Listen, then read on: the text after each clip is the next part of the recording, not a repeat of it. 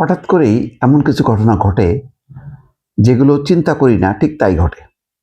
একটা বক্তব্য দেখলাম যে রাশেদ প্রধানের বাসার সামনে প্রতিবাদ মব, পুলিশ তার পিএসকে আটক করেছে। তো মব বিশৃঙ্খলা, বাসার সামনে কেই বা রাশেদ প্রধান। তারপর একটু চিন্তা করতে মনে করলাম যে জামাত জোটের কোনো নেতা। তারপর পরই জাগপা। রাশেদ প্রধানকে আমি তেমনটা চাই না, তার বাবা শফিউল আলম প্রধান তুখোড় ভারত বিরোধী একটা বক্তা, প্রেস ক্লাবের সামনে রীতিমতো ঝড় তুলতেন, সেই হিসেবে জানি। তারপরে কেন ঘটনা, কি বলল, কি কারণে বিএনপির নেতাকর্মীরা জড়ো হলো, এটা বোঝার জন্য আমার শুভাকাঙ্ক্ষী একজনকে বললাম। তারপরে তিনি একটা ক্লিপ পাঠালেন। ঘটনার সূত্রপাত সম্ভবত সেটা থেকে।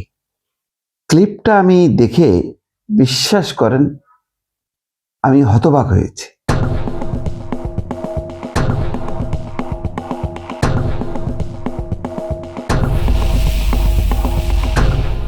আমি একটু আবারও যে ক্লিপটা আমি পেয়েছি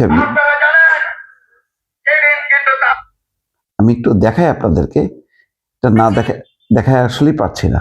দেশনেত্রী বেগম খালেদা জিয়া যদি কবর থেকে উঠে এসে আরেকবার দাঁড়াতে পারে, উনি এই ৭২-এর মুজিববাদী সংবিধানকে ছুঁড়ে মারবেন, সাথে সাথে তার কুলাঙ্গার পুত্র বাংলাদেশের মানুষের সাথে বেইমানি করা জনাব তারেক রহমানকেও ছুঁড়ে ফেলবেন। দেশনেত্রী বেগম। দর্শক, আর আমি নিজে মুখে উচ্চারণ করতে পারলাম না। সাম্প্রতিক সময় রাজনীতিতে বেশ কিছু গালি আমি আচরণ করতে পারছি না, উচ্চারণ করতে পারছি না। দেখেন তার পরপরই ঘটনা দেখেন। দেখেন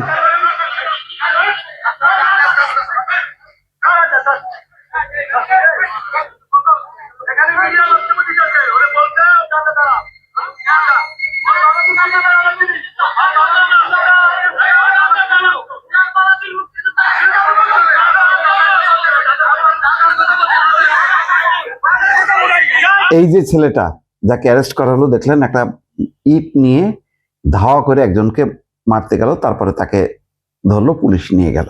এই ঘটনার পর আমি অপেক্ষা করছিলাম যে সম্ভবত খুব সময় লাগবে না, কারণ জামাত ইসলাম তাদের জোটের প্রধান দল, তারা এটাকে চরমভাবে নিন্দা করবে এবং এই জাগপা এবং এই রাশেদ প্রধানকে জোট থেকে বহিষ্কার করবে। কিন্তু আমি প্রতিক্রিয়া দেখলাম অন্যরকম। আজকে দেখলাম যে জামাত হচ্ছে ওই রাশেদ প্রধানের বাসার সামনে মব, পঞ্চগড়ে জাগপা পার্টি অফিস ভাঙচুর, সেগুলোর নিন্দা করছে। কিন্তু এই ঘটনায় এই রাশেদ প্রধান যে এইরকম একটা শব্দ উচ্চারণ করে প্রধানমন্ত্রীর সম্পর্কে কথা বলছে, তার কোনো নিন্দা নেই, প্রতিবাদ নেই, কোনো ব্যবস্থা নেই। রাষ্ট্র এখনো পর্যন্ত কোনো মামলা করেনি, প্রতিবাদ করছে এমন না, হাজার হাজার লোক যে ঘর ভাঙচুর করছে, জুতা পাথর নিক্ষেপ করছে। এইটুক প্রতিক্রিয়া কি স্বাভাবিক না? আমি সমর্থন করছি না, যদি একেবারেই না হতো ভালো হতো। তারপর ওই পিএসকে ধরার পর তার উপর হামলে পড়ছে, কিন্তু পুলিশ তাকে প্রোটেকশন দিয়ে নিয়ে গেছে। আপনি চিন্তা করেন তো, চোখ বন্ধ করে যদি আওয়ামী লীগ ক্ষমতায় থাকতো, শেখ হাসিনা সম্পর্কে যদি এমন মন্তব্য করা হতো, অথবা আজকে যে বিরোধী দল জামাত যদি ক্ষমতায় থাকতো, তার আমির সম্পর্কে যদি এমন একটা বক্তব্য, তাও জোটের একটা সভায় যদি দেয়া হতো, প্রতিক্রিয়াটা কি হতো, মবের মাত্রাটা কি হতো, এবং ওই রাশেদ প্রধানের অবস্থাটা কি দাঁড়াতো। কিন্তু তেমন কিছুই হয়নি। কিন্তু এটা নিয়ে দেখলাম সার্জিস আলম বলতেছে এই ধরনের মব স্বৈরাচারের লক্ষণ, অথচ অসংখ্য মব ইউনূস সরকারের আমলে হয়েছে। এনসিপি বা সার্জিস আলমরা কোনো বাদ প্রতিবাদ করেনি, বলছে যে এটা প্রতিবাদ, এটা মানে জনগণের ক্ষোভের বহিঃপ্রকাশ। এই ধরনের মব লালন করতে করতে আজকে তারা ওই কুষ্টিয়ার দৌলতপুর পর্যন্ত চলে গেছে। সেখানে ভয়ঙ্কর ঘটনা। সবচেয়ে বড় কথা হলো যে একটা রাজনৈতিক দলের, আমি জানি না এই রাশেদ প্রধান তিনি কি বাবার মৃত্যুর পর তিনি দলের প্রধান কিনা, বা আমার সত্যি কথা বলতে আমার কোনো গবেষণা নেই। জাকপা একসময় বললাম তো যে শফিউল আলম প্রধান ভিত্তিক একটা দল ছিল, একজন দুজনকে চিনতাম, এই তারপরে তো এটা মারা যাওয়ার পর নাই। এখন রাশেদ প্রধান হচ্ছে, ছিল বোধহয় বিএনপি সাথে, তারপরে নির্বাচন আগে জোটে চলে আসলো। ঠিক আছে, এগুলি তো রাজনৈতিক অধিকার, এটা করতেই পারে, কিন্তু এইরকম শব্দ কি উচ্চারণ করতে পারে? এবং এইরকম শব্দ, এইরকম গালি যারা দিতে পারে তারা কারা? এখন মনে পড়ছে যে এটা তো আসলে বিচ্ছিন্ন না, এর একটা ধারাবাহিকতা আছে। খেয়াল করেন, এই জোটের সমর্থক শুভাকাঙ্ক্ষী নেতাদের ধরনগুলো দেখেন। সেই রাজশাহী বিশ্ববিদ্যালয়ের সালাউদ্দিন আম্মার, তার ভাষাগুলি দেখেন। শাহবাগে হিজাব পরা নারীদের স্লোগানগুলো দেখেন। হাদির অনেকগুলো ভালো কাজের মধ্যে সবচেয়ে একটা খারাপ স্লোগানটাকে পুঁজি করে কি ধরনের স্লোগান দেয়, স্বয়ং যেই নারীদের অসম্মান হয় সেই নারীরা পর্যন্ত দিচ্ছে।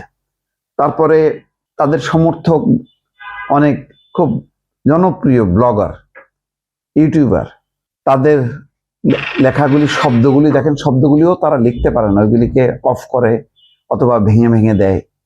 এগুলি প্রতিনিয়তভাবে চলছে এবং এরা সবই একই গোত্রের, একই গোষ্ঠীর।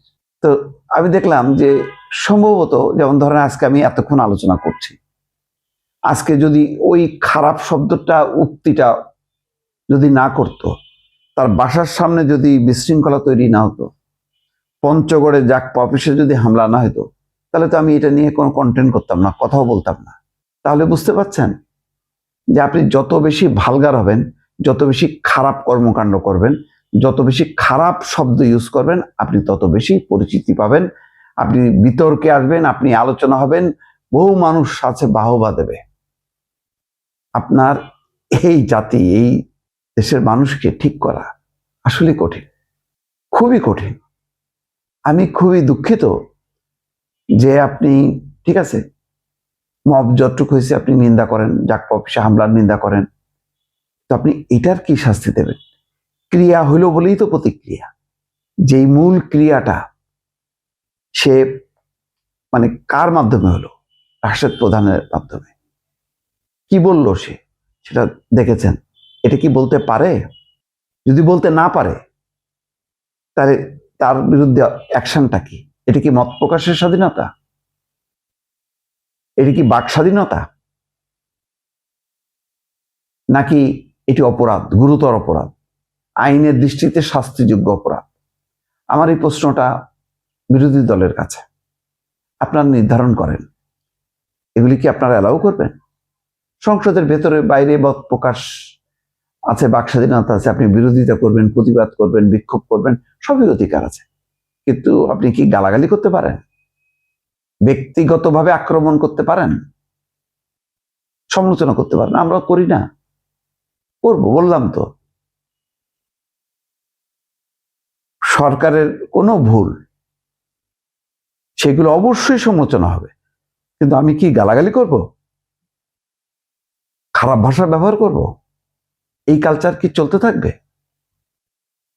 আমি এটা বিরোধী দল, বিরোধী মত, তাদের কাছে প্রশ্ন করলাম, আর সরকারের কাছেও অনুরোধ করলাম, নিজের দলের নেতা কর্মীদেরকে নিয়ন্ত্রণ করবেন, যা কিছু করবেন আইনানুগভাবে করেন, কিন্তু মব কালচারকে কোনোভাবেই প্রশ্রয় দেওয়া যাবে না।